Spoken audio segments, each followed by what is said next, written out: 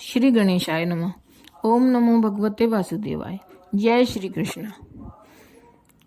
कार्तिक मास महात्म की श्रृंखला में 11वां अध्याय। नारद जी ने कहा, एक समय जलंधर पत्नी सहित असुरों से सम्मानित हो सभा में बैठा था तो परम कीर्तिवान श्री शुक्राचार्य जी वहां पहुंचे, जिनके तेज से सब दिशाएं प्रकाशित हो गई। गुरु जी को आता देख असुरों सहित सागर पुत्र ने उठकर बड़े आदर से उनको प्रणाम किया। तेजस्वी शुक्राचार्य ने सबको आशीर्वाद दिया। फिर एक आसन पर बैठकर सब देवते भी यथास्थान पर बैठ गए और सागर पुत्र ने नम्रता से यह प्रश्न किया, हे गुरु जी, राहु का सिर किसने काटा था? आप हमें यह बतलाइए। इस पर श्री शुक्राचार्य जी ने विरोचन पुत्र हिरण्याकश्यपु और उसके धर्मात्मा पौत्र का परिचय देकर देवताओं और असुरों द्वारा समुद्र मंथन को संक्षेप में सब कथा कहकर यह बतलाया कि जब समुद्र से अमृत निकला तो उसे देव रूप से राहु पीने लगा। इस पर इंद्र के पक्षपाती भगवान विष्णु ने राहु का सिर काट डाला। यह सुनने के साथ ही जलंधर के नेत्र लाल हो गए। उसने बड़ा क्रोध किया। फिर अपने धस्मर नामक दूत को बुलाकर गुरु का कहा हुआ सब वृत्तांत सुनाया और उसे यह आज्ञा दी कि तुम शीघ्र ही इंद्रपुरी में जाकर इंद्र को मेरी शरण में लाओ। धस्मर जलंधर का बड़ा निपुण दूत था। वह शीघ्र ही इंद्र की सुधर्मा नामक सभा में जा पहुंचा और जलंधर के शब्दों में कहा, हे देवता अधम, तुमने समुद्र को क्यों मथा और मेरे पिता के सब रत्नों को क्यों ले लिया? ऐसा करके तुमने अच्छा नहीं किया।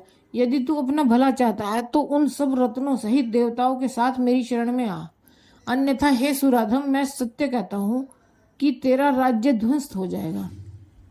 इस पर इंद्र बहुत विस्मित हुआ और कहने लगा, पहले सागर ने मेरे भय से सब पर्वतों को अपनी कुक्षी में क्यों स्थान दिया और मेरे शत्रु दैत्यों की क्यों रक्षा की? इस कारण मैंने उनके सब रत्न हरण लिए। मैं भी सत्य कहता हूँ कि मेरा द्रोही सुखी नहीं रह सकता। इंद्र की बात सुनकर वह दूत शीघ्र ही जलंधर के पास आया और सब बातें उसे कह सुनाई, जिसे सुनते ही वह दैत्य क्रोध के मारे अपने होठ काटने लगा और देवताओं को जीतने के लिए उसने उद्योग आरंभ किया।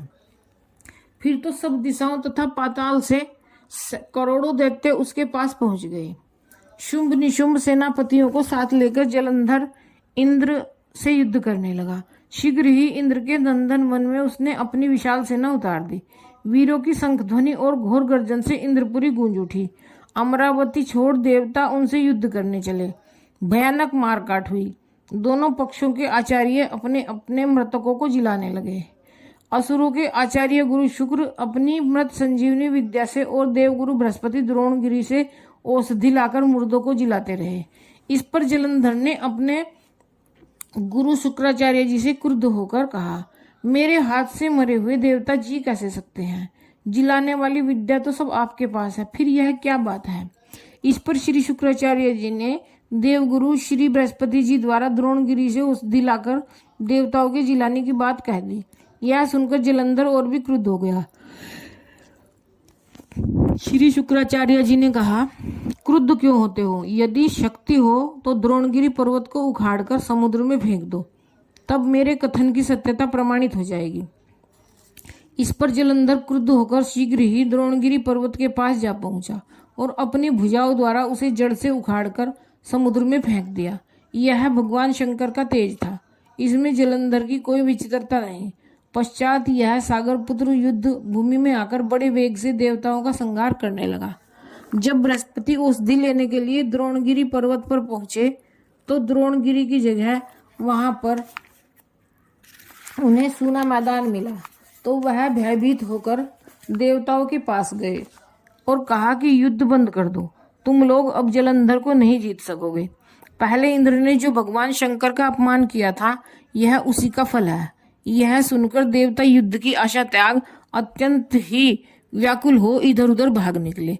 सिंधुसुत निर्भय होकर अमरावती में प्रविष्ट हो गया। इंद्र आदि देवताओं ने गुफाओं में शरण ली। 11वां अध्याय समाप्त। जय श्री कृष्ण। जय श्री कृष्ण। ओम नमो भगवते वासुदेवाय। ओम नमो भगवते वासुदेवाय।